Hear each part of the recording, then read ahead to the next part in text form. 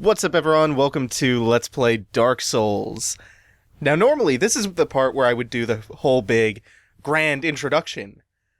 But, before I do that, you might remember the heroic exploits of one Herbert Vanillaman. Herbert Vanillaman. Generic asshole. Herbert was a valorous and adventurous explorer, a roguish Indiana Jones type. We watched his triumphs. Look upon my exorbitant stream of bomb pits and despair, ye mortal! His tribulations. No! God damn it! I'm holding the fucker! I'm getting juggled! And his tragic demise.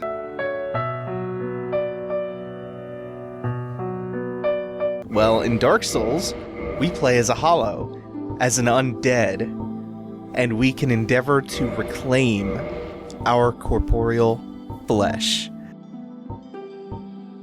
It won't be easy.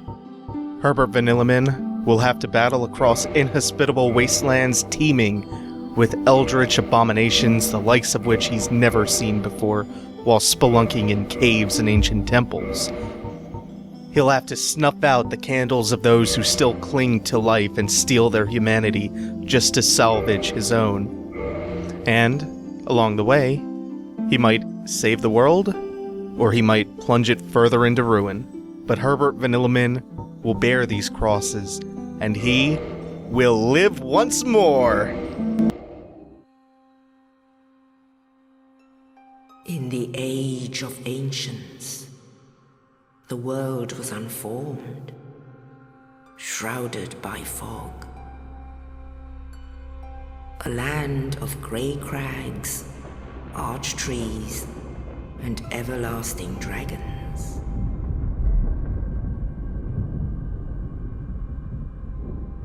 But then there was fire,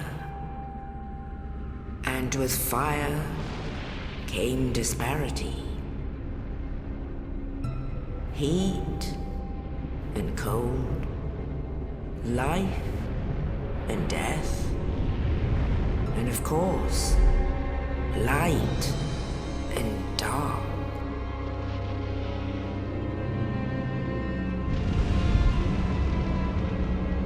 Then, from the dark, they came and found the souls of lords within the flame.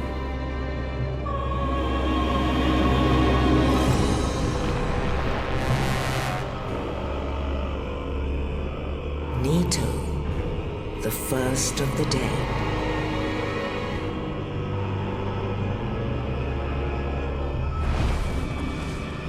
The Witch of Izalith and her daughters of Chaos. Gwyn, the Lord of Sunlight, and his faithful knights. And the furtive pygmy, so easily forgotten.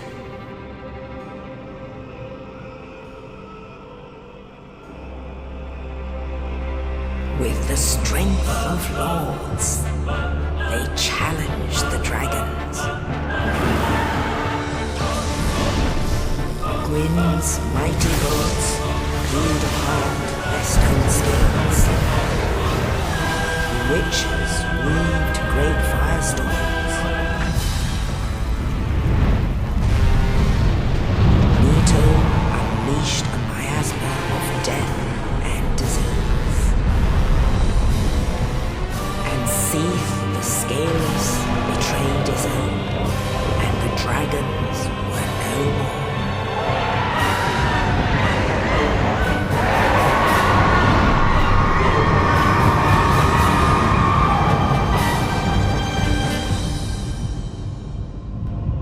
Thus began the Age of Fire.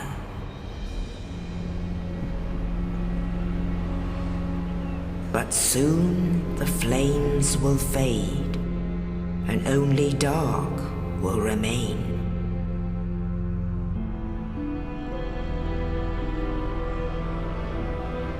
Even now, there are only embers, and man sees not light, but only endless nights.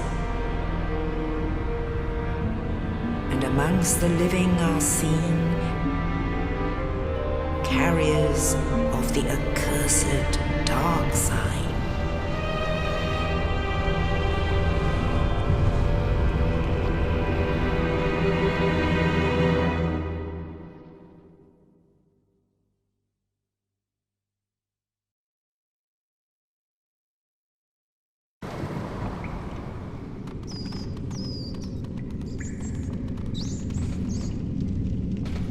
Yes, indeed.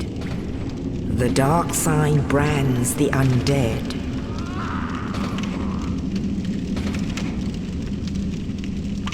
And in this land, the undead are corralled and led to the north.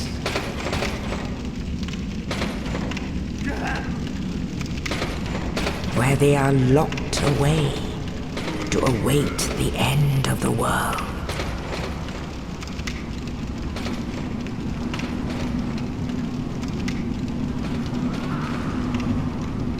This is your fate.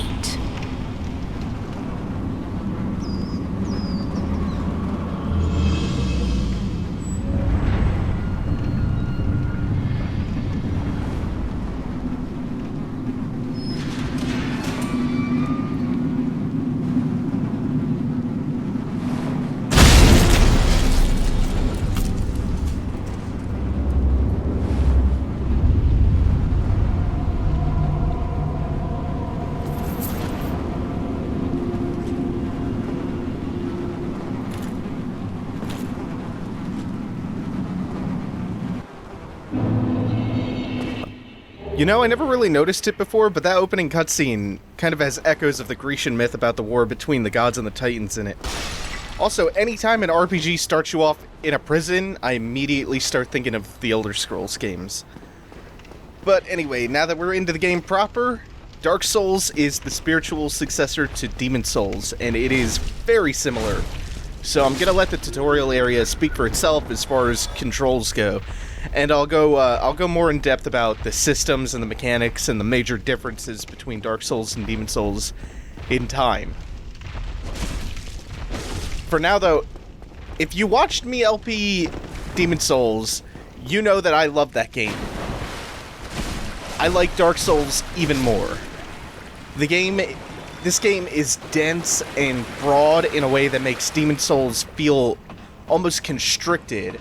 So again, I'm going to take my time in explaining all of the nuances of the game. Also, these bonfires look a lot like the archstones in each level. Not the ones that you use to get to each world, but the ones within the levels. So, I said during the intro to Demon Souls that I'm kind of constantly evaluating and reevaluating why I like it so much, and I still don't quite know. And this obviously applies to Dark Souls too. I don't know. I'm never quite sure what it is about this series that makes me like it so much. And that question just kind of sets my head on fire. I think it's a case of being greater than the sum of its parts, and it does have some really great parts. And it has one of my favorite RPG combat systems ever. It's simple, it's elegant, and it's empowering without relying on stats and gear. Gear still makes a big difference, but it always feels like an enhancement. It feels tertiary.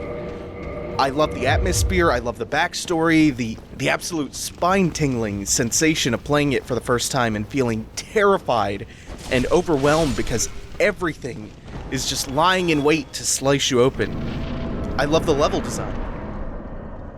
It has a fair few flaws, but none of them really ever faze me, and they certainly don't tarnish what a work of art the whole thing is. Let me talk to our good friend who rescued us in the beginning real quick. Oh, you. You're no hollow. Thank goodness. I'm done for, I'm afraid. I'll die soon, then lose my sanity. I wish to ask something of you. You and I are both undead. Hear me out, will you? Regrettably, I have failed in my mission, but perhaps you can keep the torch lit. There is an old saying in my family, thou who art undead art chosen, and thine exodus from the undead asylum maketh pilgrimage to the land of ancient lords. When thou ringeth the bell of awakening, the fate of the undead thou shalt know. Well, now you know, and I can die with hope in my heart. Oh, one more thing. Here, take this. An Estus flask, an undead favorite. Oh, and this. Now I must bid farewell. I would hate to harm you after death. So go now, and thank you. And we'll put him out of his misery. So I was saying, what I think stands out for me above all else with the Souls games is the sense of discovery you get. Because it hides its inner workings behind this shroud of secrecy. It explains so little to you beyond how the controls work. And because there's so much and so many systems and events and secrets and stuff, there's so much discovery happening all the time when you play. There's also a fresh sense of excitement when you figure something out. It's constant. There's enough of those, oh shit, light bulb moments to sustain its very long length. And it helps that in between moments of insight, you have so much other brilliant stuff going on behind the curtains, like the combat. It's what makes the punitive nature of the game so tolerable, actually. And you never feel cheated by death. I always feel like if I just think and keep going forward, and if I keep exploring the levels and the mechanics, I'll reach a level of understanding that'll enable me to overcome whatever challenge the game throws at me. Meanwhile, I feel that mix of empowerment and fear that I talked about, because if I'm up to the task, I can predict every hidden enemy, every trap, parry my way through. By the way, this is the new plunge attack mechanic that you can do when you fall down onto an enemy. I can predict all this stuff. I can parry my way through, I can dodge, destroy everything, I can get hit by easy tutorial bosses, or I can be killed a few hits by, like, the weakest enemies in the game if I falter, if I screw up enough. Which, yeah, that appears to be happening. I'm trying to finish this fight way too quick. It works really well on so many levels, and yeah, right now I just have to avoid talking in circles about how good it is, because that was about to turn into even more of a rambling series of non sequiturs. Suffice it to say, I really, really like Dark Souls, sorry.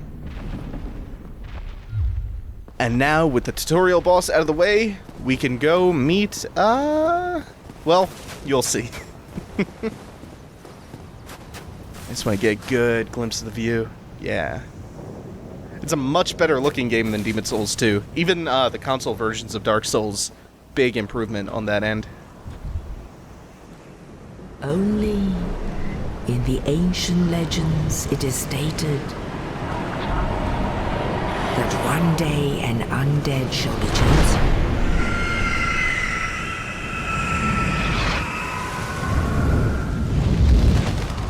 To leave the undead asylum in pilgrimage to the land of the ancient lords. Lordran.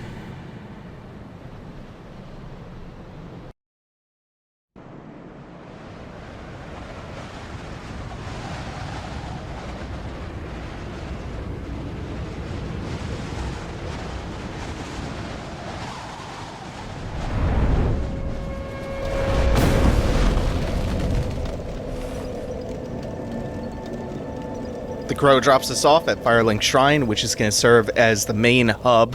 One of the big differences between Dark Souls and Demon Souls is that Dark Souls is more open world, and we're going to talk to the Dark Souls analog to the crestfallen Blue Phantom back in the Nexus before we close the episode out. Well, what do we have here? You must be a new arrival. Let me guess. fate of the undead, right? Well, you're not the first, but there's no salvation here. You'd have done better to rot in the undead asylum, but too late now. Well, since you're here, let me help you out. There are, actually, 2 bells of awakening. One's up above in the undead church. The other is far, far below, in the ruins at the base of Blight Town. Ring them both, and something happens. Brilliant, right? Not much to go on, but I have a feeling that won't stop you. So, off you go. It is why you came, isn't it? To this accursed land of the undead?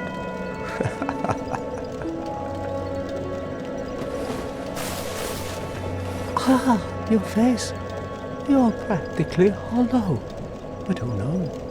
Going hollow could solve quite a bit.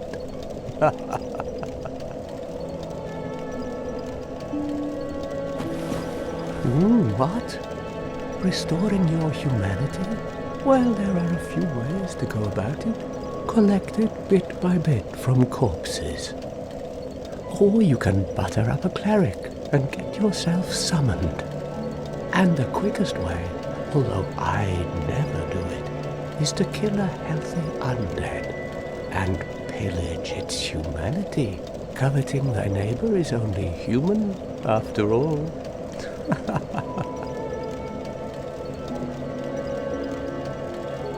What are you looking at? Don't try anything clever.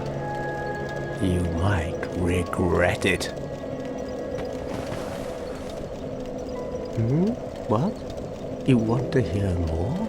Oh, that's all we need. Another inquisitive soul. Well, listen carefully then. One of the bells is up above in the undead church, but the lift is broken. You'll have to climb the stairs up the ruins and access the undead burg through the waterway. The other bell is back down below the undead burg, within the plague-infested Blight Town. But I'd die again before I step foot in that cesspool.